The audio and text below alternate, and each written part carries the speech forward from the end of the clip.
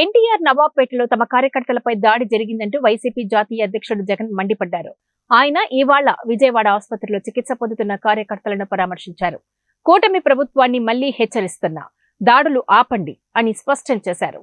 నవాబ్పేటలో YCP కార్యకర్తలపై పక్కా ప్రణాళికతోనే దాడి జరిగిందని, సుమారు 20 మంది వచ్చి దాడికి పాల్పడ్డారని జగన్ ఆరోపించారు.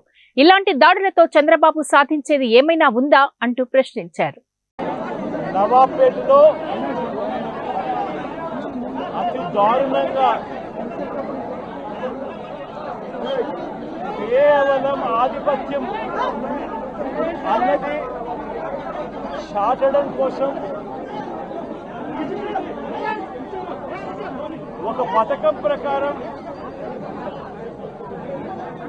అక్కడ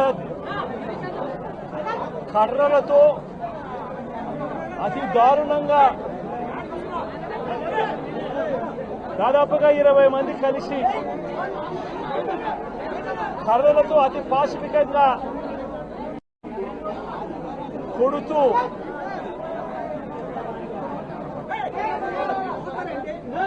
చివరికి హాస్పిటలైజ్ అయి తీవ్రమైన దెబ్బలతో వాళ్ళ హాస్పిటల్లో ఉండి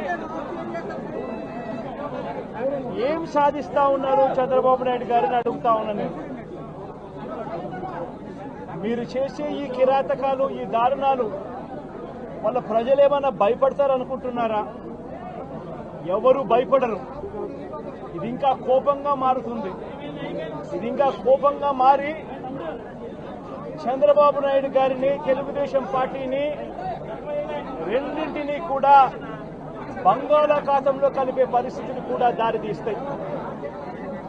మామూలుగా ఒక కొత్త ప్రభుత్వం వస్తే ఆ ప్రభుత్వం మీద వ్యతిరేకత రావడానికి కాస్త కూస్త టైం పడుతుంది. కానీ మొట్టమొదటిసారిగా చూస్తా ఉన్నాం చంద్రబాబు నాయుడు గారి మీద వ్యతిరేకత అన్నది చాలా ఫాస్ట్ గా పెరిగిపోతా ఉంది.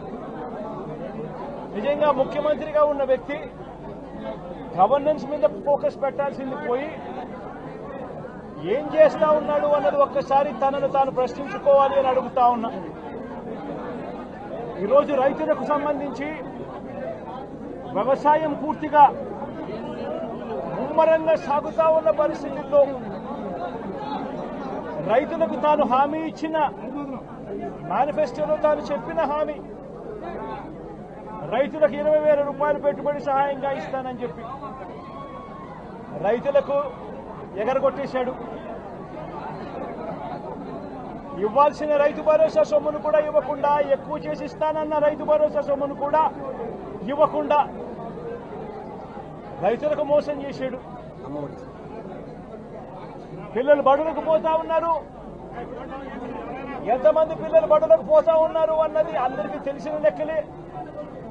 ప్రతి సచివాలయంలోనూ ఎంప్లాయీస్ ఉన్నారు, మండల ఎడ్యుకేషన్ ఆఫీసర్లు ఉన్నారు. అయినా కూడా తల్లులను మోసం చేస్తూ అమ్మఒడి ఎగరగొట్టేశారు. ప్రతి పిల్లాడికి ఇస్తాను అని ఎన్నికలప్పుడు చెప్పిన హామీ నీకు 15,000, నీకు 15,000, నీకు 15,000, నీకు 15,000 అని చెప్పి ఆ ప్రతి పిల్లాడిని చూపించి ఇస్తాము అని చెప్పి ఆ పిల్లలను మోసం చేశారు. ప్రతి అక్క చెల్లెమ్మలను మోసం చేశారు. తల్లులకు అమ్మఒడి ఇస్తామని తల్లుల దగ్గర నుంచి మొదలెడితే ప్రతి తల్లికి 18 సంవత్సరాలు నిండిన ప్రతి అమ్మాయికి, ప్రతి అక్కకు, ప్రతి చెల్లెమ్మకు నెలకు 1,500 రూపాయలు ఇస్తామని చెప్పి వాళ్ళను మోసం చేశారు. ఈరోజు ఫీజు రీయింబర్స్మెంట్ తీసుకుంటా ఉన్న పిల్లలు జనవరి, ఫిబ్రవరి, మార్చి క్వార్టర్ ఫీజులు రాలా. ఏప్రిల్, మే, జూన్ ఫీజులు, 2వ క్వార్టర్ కూడా ఫీజులు రాలా. పిల్లలు చదువుకునేదానికి కూడా ఇబ్బంది పడే పరిస్థితిలోకి, ఫీజులు కట్టలేని పరిస్థితిలోకి కాలేజీ యాజమాన్యాలు ఫీజులు అడుగుతా ఉన్న పరిస్థితిని ఈరోజు చూస్తా ఉన్నాం. పిల్లలకు వసతి దీవెన దృష్టికి కూడా తీసుకొని పోయే ప్రయత్నంలో భాగంగా అక్కడికి కూడా వెళ్లి జరిగిన అగాత్యం, జరిగిన అన్యాయం అక్కడ కూడా హైలైట్ చేసే కార్యక్రమం కూడా చేస్తాం.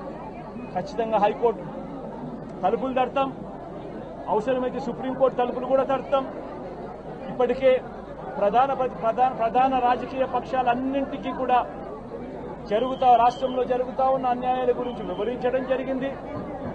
హైకోర్టు, సుప్రీంకోర్టు గడపలు కూడా గట్టిగా వాళ్ళ తలుపులు కూడా కొట్టే కార్యక్రమాలు గట్టిగా చేస్తాం.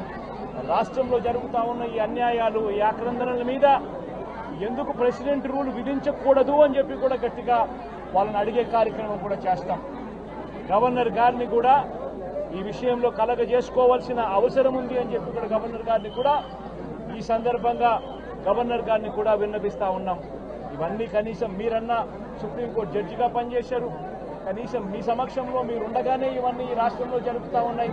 దయచేసి మీరు కూడా కాస్తో కూస్తో చూసేసి ఉన్నట్టుగా పోకుండా మీరు గట్టిగా ఇన్వాల్వ్ కమ్మని చెప్పి గవర్నర్ గారిని కూడా ఈ సందర్భంగా విజ్ఞప్తి చేస్తా ఉన్నారు.